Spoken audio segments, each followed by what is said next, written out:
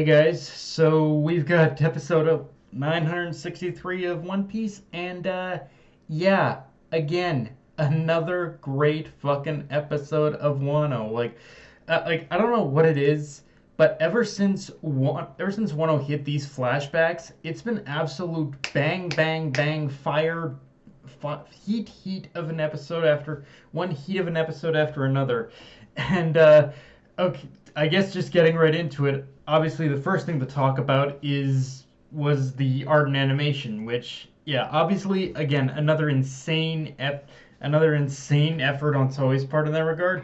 And the thing is, the insanity of that experience, it really only obviously shows itself in like sectional moments of the episode, like the battle between Oden and Whitebeard, or just the whole sequence of pretty much, or just the whole sequence of Odin pretty much like just hanging onto the chain and trying to and trying to prove to Whitebeard that he can be on his ship and that he can do what he's asking and whatnot. Just like during those tests, just little things like that are where the art and animation really shined. But but it's one of those things where even in those smaller sectional moments of great art, of great animation, it's in those small moments where you have to imagine that if this is the kind of quality we're already getting for this one if this is the kind of quality we're only getting for this one episode, and for that one fight, for example, then we can only imagine what moments like Odin versus Roger or Whitebeard versus Roger are going to look like. I mean, obviously, if you pretty much saw the opening already, you pretty much already know how hyped like the fight of Whitebeard versus Roger is going to be. But with the level of art and animation that was put into this episode, it kind of just makes you wonder, what we saw in the opening only a teaser of what we're actually going to get? Like, is the actual episode where Whitebeard and Roger fight, is that actually going to be better than the actual opening? Like, I have to believe it right now. Like it's one of those things where Toei is setting such a high bar right now that I actually have to believe that they're going to pull it off. They're actually going to make what happened in the trailer even better, or what happened in the opening even better. Like I kind of have to, because yeah, again, Toei is setting such an insanely high bar right for the anime right now, and it's one of those things where it really goes back to something I remember hearing at the tail end of the Reverie arc in the anime, which is that Toei had to kind of sacrifice like the Reverie arc in order for the sake of putting all their effort into Wano, and them wanting to make like the Wano arc look as good as possible, as good as it possibly could in the anime. And and ever since Wano began, they have proven that time and time again. But I feel it's weirdly in these flashback episodes where I'm really starting to appreciate the pretty much fruits of that intent, and just an understanding of what Toei was talking about right now, because what Toei was talking about in the moment. Because again, for as good as Wano has been art and animation wise, this is where I feel this is the content I feel that Toei has really been kind of itching to get at. Like this is the kind of material that Toei really wanted to like pretty much sink their animation teeth into, and it kind of shows, like it really does. And yeah, obviously I find it absolutely hilarious that at the first mention of a pirate ship docking on Wano, pretty much everyone instantaneously goes into panic mode from pretty much knowing exactly what Odin was going to do in that moment. Like from the very moment that everyone heard that Whitebeard and his crew had landed on Wano, like Odin was just like, "I peeps, I'll see you around. I'm headed out to sea." Like that, I joke, but that's kind of exactly what he did. He like, I'm out of here, guys. Later, Gators. I'm going. Like, it was just so hilarious to see just how gung ho he was about it. Like, it really does show how Odin's free spirit kind of rivals that of people like Roger and even Luffy, which is how you can see how he was able to even to so easily form a bond with Whitebeard to begin with is because he was so carefree.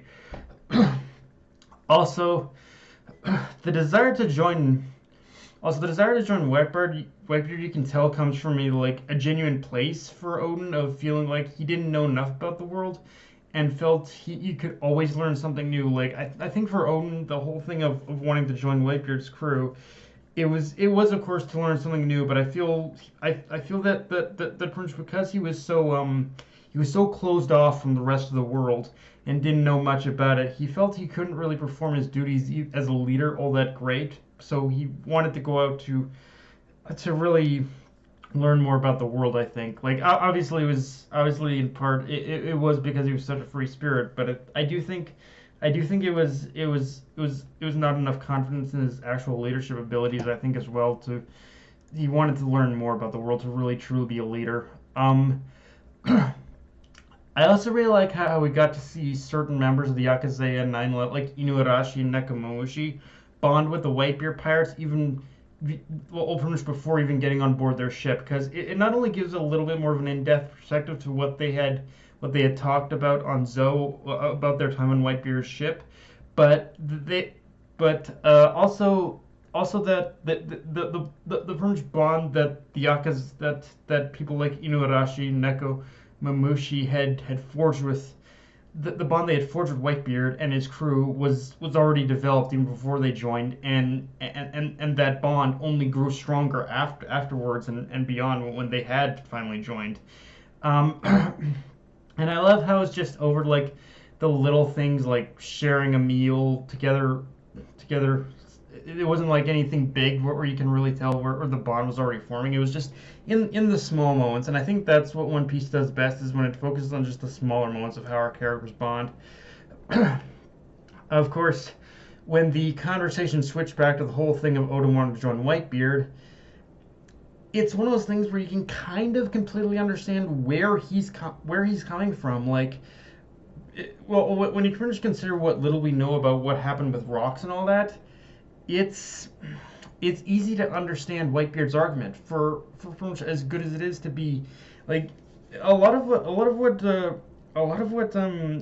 weirdly a lot of what Whitebeard is talking about in this episode, it kind of has to do with how it is good to have a free spirit. It is good to be free spirit. It is good to have a sense of wanting to have a sense of freedom away from responsibility and all that, and just to live freely. But I do like how he's also kind of touching on the idea of how being free, how the downside of being so free spirited. Like being free spirited is fine, but if you leave that unchecked, that can just as easily cause very severe consequences for pretty much those around you. And coming back around to that fight that Odin had engaged with Whitebeard, he wasn't thinking about how he could have when he first engaged Whitebeard. He wasn't thinking about how he could have affected the Yakuza 9. He was really only ever concerned about his own desires in the moment. So how could Whitebeard even trust Odin not to intentionally cause any harm to his crew, the people who he values the most? And yeah, I'm just gonna say it seeing a younger Marco, one so full of enthusiasm, that not only puts a smile on my face, but it's just such a breath of fresh, such just a weird breath of fresh air to see. Like I don't know what it was, but just seeing a younger, more enthusiastic Marco, it gave me such a happy feeling. And even more so than that, though, I even more, and that was only reinforced when we got to see how supportive the Whitebeard pirates had gradually grown towards supporting Odin being part of their crew. Like during the whole actual test itself, when Odin was being dragged along, I love how gradually you started to see the Whitebeard pirates getting on board and saying, "Yeah, you can do it, Odin. You can do it." Like it was just such a nice feeling that I feel has been. And for as much as I love One Piece, that is just kind of like a natural wholesome feeling of supportive a natural wholesome and supportive feeling I feel has been kind of lacking a little bit from post time skip One Piece. Like I still love the series, but it's like the little moments I think are ones that haven't really gotten as much attention, and I really like it for that. Of course, one of the bigger things to talk about with this episode is we get introduced to Toki at the end of the episode, which, yeah, there's going to be a lot I have to say about her in future episodes because looking back, Toki is kind of one of those characters where where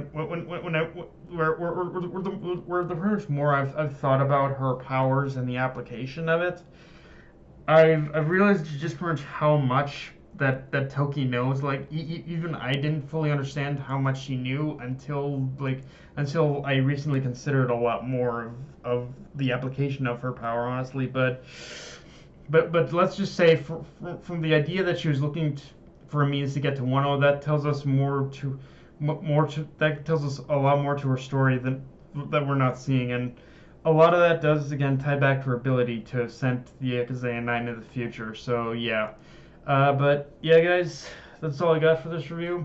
Enjoy the video, like, comment, subscribe. Follow me on Twitter, Facebook, and Crunchyroll. Death Knight of Anime, signing off. Later, guys.